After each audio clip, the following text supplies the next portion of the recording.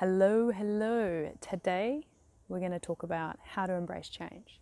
So, I guess there's lots of schools of thought, right, about change. One of them is, yes, change is inevitable, and another one is, well, there is no change, it's just slight variations of the same.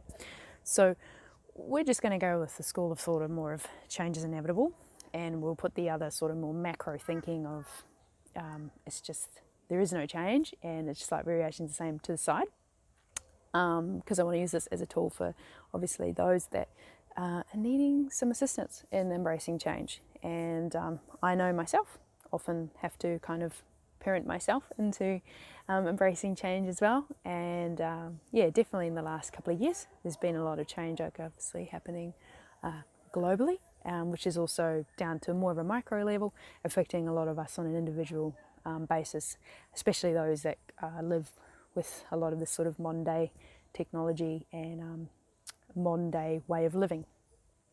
Now, anyway, if you want to like really quick sum up of a way to help with embracing change, I would I guess speak 3 words of stop, breathe, feel. But if that's not enough for you and you want to go more into, I guess, some steps into helping you embrace change, then I've got 10 that I'd like to discuss some more.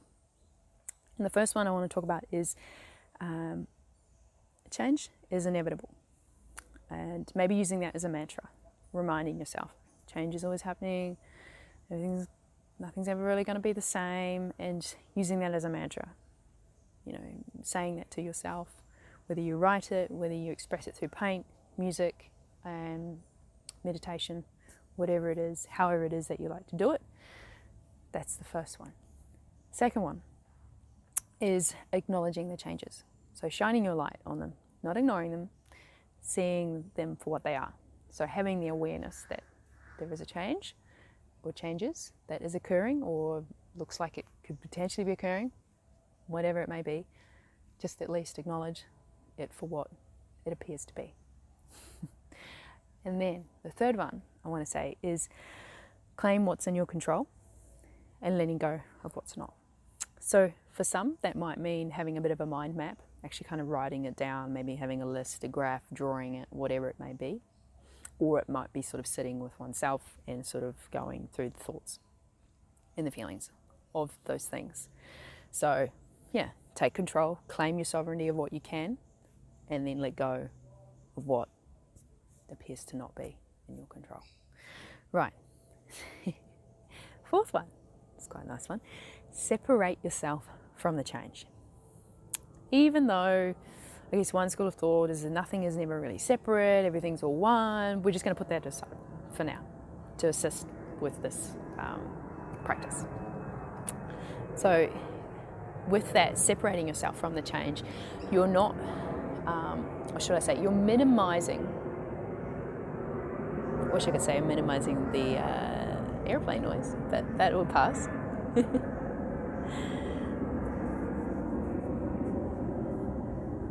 So you're not defining yourself by the change, and you're separating yourself from the change in a way that you are not identifying as the change. Because we all know, well, depending on your school of thought, we are more than just that. Lots of things. We're lots of things, but let's not get into that in this vlog. 5. I guess as a reminder around maintaining your self-care and your rituals. So whether that be you normally go for a 30-minute walk, or there is other activities that you like to do to come back to yourself, to realign yourself in the center, then make sure that you maintain those so that you at least feel somewhat centered within the change that's going around you. You become probably usually less bothered in the sense by the supposed changes. Now the 6th one is about resilience, and it's more about sort of reminding yourself that you are growing stronger through this experience. You're building your resilience, reminding yourself that you're never really given anything that you can't quite handle, and what is going on is potentially a gift for further resilience for whatever is then to come after, but don't get too far into the future forward thinking. And yeah, obviously try and maintain your presence in the now. Now, I would like to remind you that yes, I have numbered these steps 1, 2, blah, blah, blah, up to 10. You don't necessarily have to do them in this order. Time may appear to be linear, not always necessary, so completely up to you. 7, ask for help. So whether there be friends, you've got guides, you've got mentors, whatever it may be, seek that if you feel you need it. 8, celebrate the growth. Honour your growth.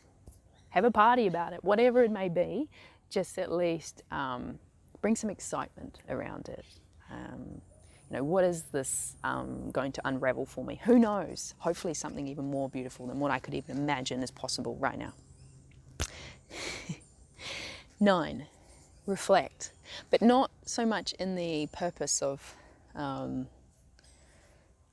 missing something, but more to notice where you've come from, the path in which you've got to here.